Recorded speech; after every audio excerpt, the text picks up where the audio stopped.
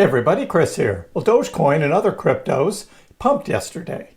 And now, at a higher level, we seem to see some consolidation. So will that hold at that higher level? We'll explore that in this video. Please be sure to subscribe to my channel, hit that little notification bell, let you know when I'm going to be putting out more videos, as well as live streaming. I live stream on Mondays and Fridays, and this Friday I'm going to be a little later. So for those in the United States, it's going to be a little later. For those in Europe, it's going to be in the middle of the night for you. So that's just how it's going to be this week because of my scheduling of other things, most notably going to see the movie Nope. And I'm going to see it at AMC, and I paid Dogecoin, again, to get movie tickets. All done online through BitPay using Dogecoin as currency. Well, it was exciting to see some green across the markets yesterday, and as we're seeing some consolidation now this morning, we'll take a look at the charts and a couple news articles, and I'll show you what I'm looking at. So here we are, starting with the Dogecoin chart on the 30-minute, right at 6.7 cents. And here's the big gain we had in Dogecoin yesterday. Dogecoin down the day before was at about just above 6 cents. Didn't drop below, but was just about down at 6. And then the big gain yesterday. Bitcoin had more of a gain percentage-wise than Dogecoin. That is shown by the Doge Bitcoin correlation here, which is down below 0.00003%, which is now up off the screen, and we're at 2.9 now. So that came down a bit, and we'd like to have Dogecoin do its own little rally and get back up. But Bitcoin did trade very well. This was almost the opposite of what a lot of people were believing, and that happens a lot when you think something is certainly going to happen, is most certain not to happen. That's what I keep saying. Everyone saying the Fed was going to come out and was going to talk about 75 basis points or 100 basis points for raising interest rates, and they raised it 75, and that isn't good. Of course, 100 would have been worse, but it raised 75, and the crypto market's pumped, and so did the stock market too. It's like, okay, that's already priced in. They didn't go more, so let's buy some more crypto. Let's buy some more stocks. And that appears to be what happened. So now here we are, leveled up here, Bitcoin over 23,000, and is Bitcoin going to hold that 23,000? We'll talk a little bit more about that later.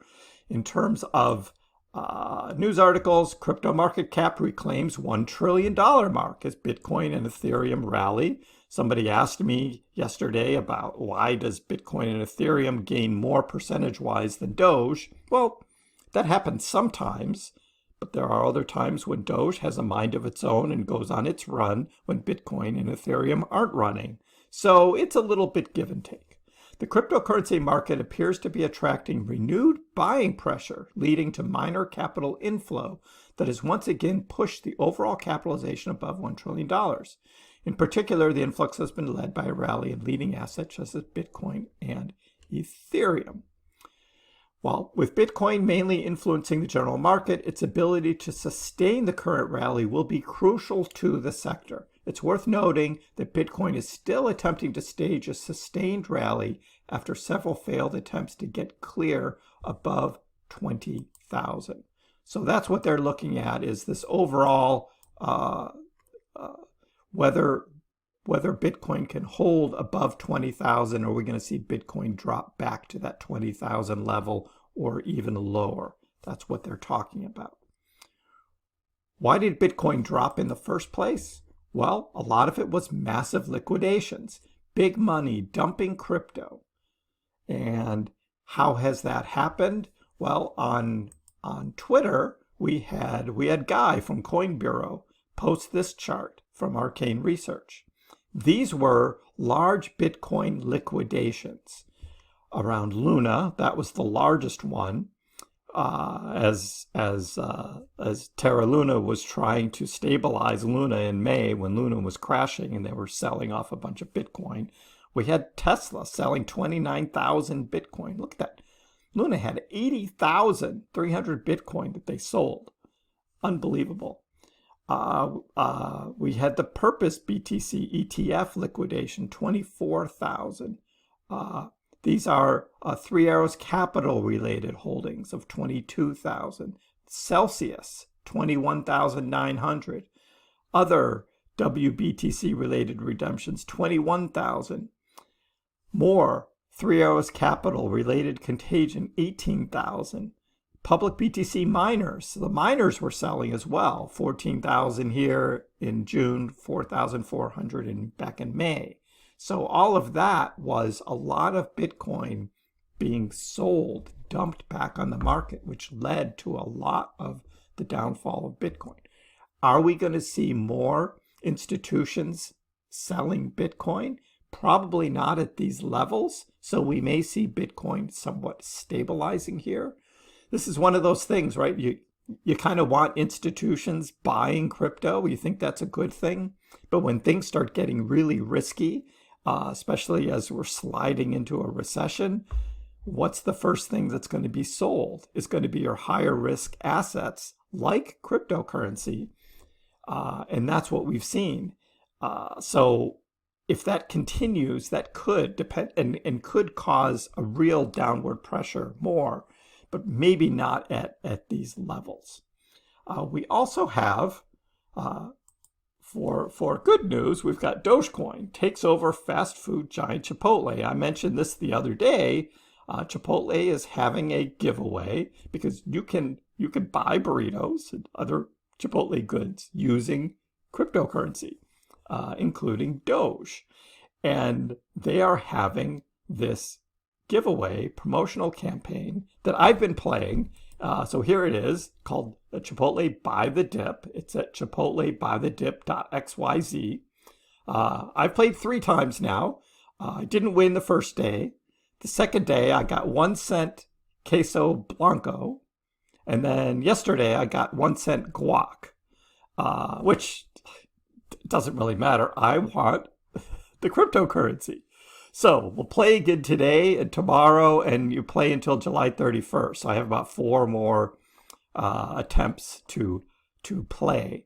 And we'll see whether I get any crypto out of that. We'll certainly let you know. So Dogecoin from here looks like it's a little tenuous position. I'm kind of seeing that we're going to be dipping down again. We'll actually expect that because overall economic indications are still that we're in a recession, regardless of what the United States government says. We've slid into recession territory and we're living it. We still have high inflation. Although the inflation year to year is going down a little bit, it's still very, very high. The Fed doing what they can in order to curtail that. It's basically a big inflation battle. On unemployment, the unemployment figures are low. However, I think a lot of that is due to people have left the workforce and they're not filing for unemployment. The unemployment percentage figure that you see in the United States is based on how many people actually file for unemployment. But we're seeing people leave the workforce and not filing for unemployment. They're picking up little gig jobs or just not working at all. I don't know where their money's coming from, but not working. Maybe they're doing YouTube, who knows? So all of that together with the ongoing war in Ukraine, as well as the pandemic still weighing across the world with ongoing supply chain issues, all of that still leads to not a great economic condition on which we could see a huge bull rally.